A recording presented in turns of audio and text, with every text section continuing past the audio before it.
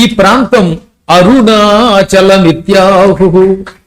అరుణాచలం అని పిలువబడుతుంది. అరుణ పర్వతం దగ్గర అరుణవర్ణంలో అద్భుతమైన లింగ రూపంలో నేను ఆవిర్భవించాను కాబట్టి ఇది అరుణాచలం అని పిలువబడుతుంది. ఈ అరుణాచల క్షేత్రం మొట్టమొదటి లింగం ఆవిర్భవించిన స్థలం. ఈ లింగము అగ్ని. ఇప్పుడు మనందరం అరుణాచలం వెళ్ళలేం, అవునా? కానీ మీ ఇంట్లో అరుణాచలేశ్వరుడు ఉండాలి, లేదా మీ ప్రవచన మండపంలో, మీ గుళ్ళో, లేకపోతే ఇంకెక్కడో ప్రార్థనా స్థలంలో అరుణాచలేశ్వరుడు ఉండాలని మీ కోరిక కలిగితే ఓ లింగాన్ని తయారు చేయించుకోండి. ఆ లింగం శివలింగంలో ఏం చేస్తారు? లింగం పానవట్టం దగ్గర కాదు, లింగం దగ్గర హంస రూపంలో పైకి వెడుతున్నటువంటి బ్రహ్మని వెనక భాగంలో చిత్రీకరించండి. అది కూడా వెనక భాగంలో అనమాట, లింగం యొక్క వెనక భాగంలో. కిందకి వరాహ రూపంలో వెడుతున్నట్టుగా విష్ణువుని చెక్కించండి. అలా చెక్కించబడిన లింగాన్ని శుభముహూర్తంలో యంత్రముతో పాటు ప్రతిష్ఠించుకుంటే అది చిన్న లింగమైనా పెద్ద లింగమైనా అదే అరుణాచలేశ్వర లింగం అని పిలువబడుతుంది. అప్పుడు ఆ ఇల్లే అరుణాచలం. అంటే శివలింగం అరుణాచల రూపంలో ఉంటే, అరుణాచల లింగ రూపంలో ఒక లింగం ఉండి ఆ లింగం మీ ఇంట్లో ఉంటే మీ ఇల్లు అరుణాచలం. ఓ మండపంలో ఉంటే ఆ మండపం అరుణాచలం. ఈ గుళ్ళో అలాంటి లింగం ఉంటే ఈ గుడే అరుణాచలం. ఒకవేళ నువ్వు నీ మెడలో అలాంటి లింగాన్ని, ఈ గుళ్ళో అలాంటి లింగం ఉంటే ఈ గుడే అరుణాచలం. ఒకవేళ నువ్వు నీ మెడలో అలాంటి లింగాన్ని ప్రతిష్ఠించుకుంటే నీ శరీరమే అరుణాచలం. ఈ అరుణాచలం భయంకర పాపాలని భస్మం చేస్తుంది. శివుడి దేహమే అది. అరుణాచలం అంటే శివుడి యొక్క డైరెక్ట్ శరీరం అది. కొంతమందికి బ్రహ్మహత్య పాపాలు ఉన్నాయి, తెలుసో తెలియకో బ్రాహ్మణ్ణి చంపారు. ఇలాంటి పాపముల నుంచి విముక్తి పొందాలి అనుకుంటే తక్షణం అరుణాచలం వెళ్ళాలి. అరుణాచలం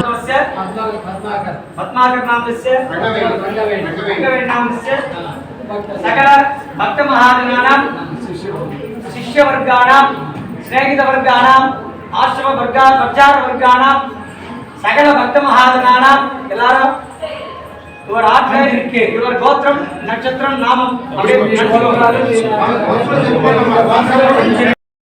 వీర్య విజయ ఆయుర్ ఆరోగ్య ఐశ్వర్యాణం అభివృద్ధ్యర్థం ధనయ కనక వస్తువాగన అష్టైశ్వర్య మహాలక్ష్మిగా పరిపూర్ణ అనుగ్రహ ఆశీర్వాద ప్రసాద సిద్ధార్థం సకల భక్త మహాజనానాం పాదాది కేశ పర్యంత కేశాది పాద పర్యంత సకల వ్యాధి రోగ నివర్త్యర్థం ఆయుర్ అభివృద్ధి సిద్ధార్థం మనసాభీష్ట కార్య జయ ప్రాప్తి సిద్ధార్థం సకల భక్త మహాజనానాం శిష్యవర్గాణాం గ్రహసహితః సకల విధ పూర్వ జన్మ పాప దోష నివర్తి సిద్ధార్థం గోదోష పితృదోష మాతృదోష స్త్రీ దోష సర్పదోష వాస్తు దోష చల్లి దోష అభిజాన దోష చతుర్దోష సకల విధ దోష నివర్తి సిద్ధార్థం కుటుంబ సహితః సువాసినీనాం దీర్ఘ సౌమంగళ్య అవాప్తి సిద్ధార్థం వయోధికానాం Teja ఆరోగ్యదా సిద్ధార్థం కన్యకానాం. Arunagirinatha మూర్తం Amba is very old compared to Arunachala. In Arunachala Swamimurti shown na that same time Adi Arunachala and Vishnu Bhagavan is shown. So some kings and peoples come and build one mandapam and build one inner mandapam and build another mandapam. So Arunachala Murti is Arunagirinath Murtam is very old.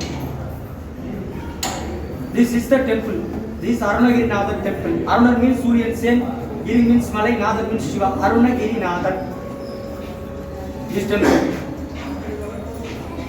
Every year, 2 times Arunachaleshwara Bhagavan Chitra Purnami day Vasanta Utsavam in the main temple. Vasanta Utsavam.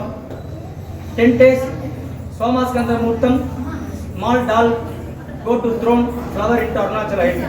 So 10th day Tirthavari festival, Arunachala come to the Tirtham, Indra Tirtham. Tirthavari after come to this table. Ammavar also. Chitrapur, no one temple Arunachala go inside. Adi Arunachalam temple also Arunachala go inside, only outside. So this temple only Arunachala come inside, doing Abhishekam, Alankaram, Tapas, everything. Leave another after go. And Dakshinayana Punyakalam, Arunachala Bhagavan come again.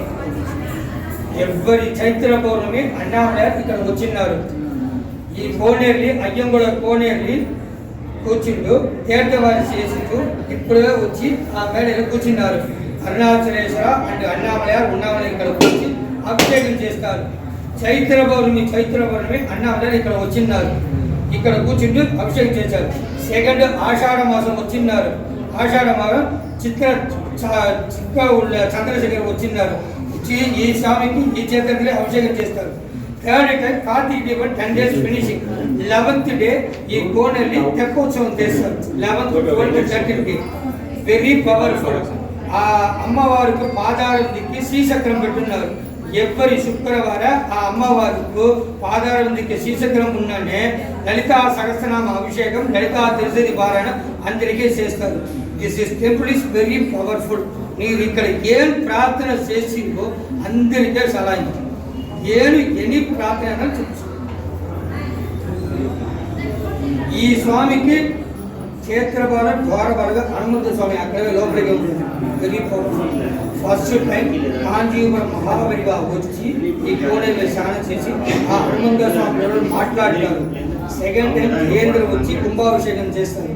Third time Ramana Maharshi వచ్చి ఈ కోనేరులో స్నానం చేసి ఓ విధంగా cloth remove చేసి ఆ హనుమంత స్వామిని permission చేసి ఇక్కడ వచ్చిన్నారు. ఇక్కడ వచ్చి ప్రదర్శన చేసి అన్నామలయ రాజగోపురం ఉంది, ఆపోజిట్ చిక్క కోనేరు ఉంది, అది శంకర తీర్థం. మహావిష్ణుకు సుదర్శన చక్రం దానవాడు డిస్ప్లే శంకర దాన ఈశ్వరం. Oppositely Arunachaleswara Swami. And next Ramana Maharshi గోటు పాదాల లింగం and Kandashramam Ramanashramam. This temple is very powerful. Sir, all bhaktas very thankful for filling the temple in Pradosha time. So all people got great power, good health and good wealth, all happiness come. So every time come and pray Arunachala, Arunagirinatha, all people great Saubhagyam this Pradosham day. So please pray by heart, whatever in your sankalpam you are, definitely 100% successful. ఈ ప్రాంతంలో భిక్షాన్నం భుజించడం మంచిదట. భిక్షాన్న భోజనం వల్ల కార్తీక పూర్ణిమ నాడు 1000 మంది బ్రాహ్మణులకి కైలాసములో అన్నం పెట్టడం వల్ల వచ్చే ఫలితం అరుణాచల క్షేత్రంలో లభిస్తుంది. సువర్ణమును అపహరించటం వల్ల 3 జన్మల్లో కుష్ఠరోగం, 4 జన్మల్లో క్షయరోగం, 5 జన్మల్లో కిడ్నీలు, మూత్రపిండాల రోగాలు వస్తాయి. తెలుసా? ఈ రోగాలన్నీ మనం పూర్వజన్మలో తెలియక బంగారం అపహరించడం వల్లే వస్తున్నాయి. ఇప్పుడు ఆ పాపం ఈ జన్మలోనే పోగొట్టుకుంటే ఉత్తమ జన్మ వస్తుంది, లేదా మోక్షమైన వస్తుంది. దానికి ఏం చెయ్యాలి? అరుణాచల క్షేత్రంలో కుదిరితే స్వామివారికి, అరుణాచలేశ్వరుడికి, లేదా ఎక్కడ పడితే అక్కడ బోలెడని లింగాలు ఉన్నాయి. దారి పొడుగుతా ప్రదక్షిణలో అఖండముగా లింగములు దర్శనమిస్తాయి. నీకు తోచిన చోట కాసేపు కూర్చుని ఒక శివలింగాన్ని బిల్వపత్రములతో పూజించు. బిల్వపత్రములతో పూజిస్తే ఎవడో బ్రాహ్మడికి కొంత అన్నదానమో లేక దానమో చేసుకుంటే ఈ సువర్ణ అపహరణ దోషం పోతుంది.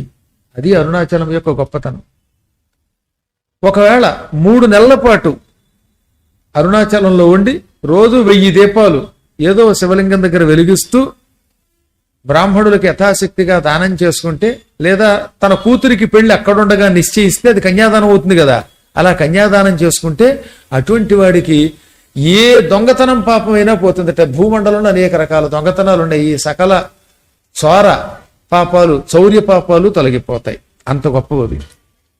చంపడం వల్ల, ఇంట్లో భామల్ని చంపడం వల్ల వచ్చిన ఈ పాపం పోవాలి, లేదా ఇతరులకు విషం పెట్టి చంపిన పాపం పోవాలంటే ఏం చెయ్యాలి? సరికొత్త పుష్పాలతో, తాజా పుష్పాలతో, తామర పువ్వులతో, ముఖ్యంగా మల్లె పువ్వులతోటి నెల్లాళ్ల పాటు అరుణాచలేశ్వరంలో శివలింగాలకి పూజ చేస్తే ఈ భయంకర హత్యాదోషాలన్నీ పటాపంచలైపోతాయి, నశించిపోతాయి. ఈ నెల్లాళ్ళలో 3 నెలల్లో అక్కడ ఉండి ఈ పువ్వులతో పూజ చేస్తున్న రోజుల్లో మాత్రం కొంచెం నియమం పాటించాలి. బ్రహ్మచర్య నియమం, నేల మీద చాపేసుకు పడుకునే నియమం, ఇలాంటి నియమాలు పాటించాలి. శివుడికి పాలు నివేదన చేసి ఆ పాలు తాగితే కూడా ఈ హత్యాదోషములు పోతాయి. తినకూడనివి తినడాన్ని సంస్కృతంలో అభక్ష్య భక్షణ దోషము అంటారు. అంటే తినడానికి పనికిరాని పదార్థములను తినడం వల్ల వచ్చిన పాపం.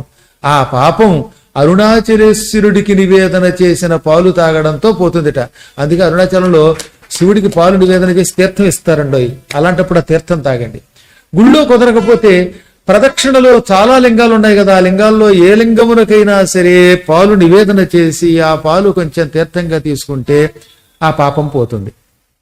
మరి కొంతమందికి పిసిరు కొట్టుతనం ఎక్కువ. పిసినిగొట్టుతనం కంటే గొప్ప పాపం మరొకట్లేదు. లోభశ్చేత్ అగుణేన కిం, పిసినిగొట్టుతనం ఒకటి ఉంటే అదే మహాపాపము అన్నారు. ఈ పిసినిగొట్టుతనంతో ఉన్నవాడికి ఈ పాపం పోవాలనిపిస్తే అరుణాచలానికి వెళ్ళి ఎంతో కొంత ధనం దానం చేస్తే ఈ పాపం పోతుంది. ఇంకా ధర్మం లేదు, వేదము లేదు అని ధర్మమును వేదమును సత్యమును నిందించిన దుర్మార్గుడు అరుణాచలంలో సంవత్సరం ఉండాలట. ఉండలేకపోతే కనీసం శివరాత్రి నాడు అక్కడుండి పంచాక్షరి మంత్ర జపం చేసి నేను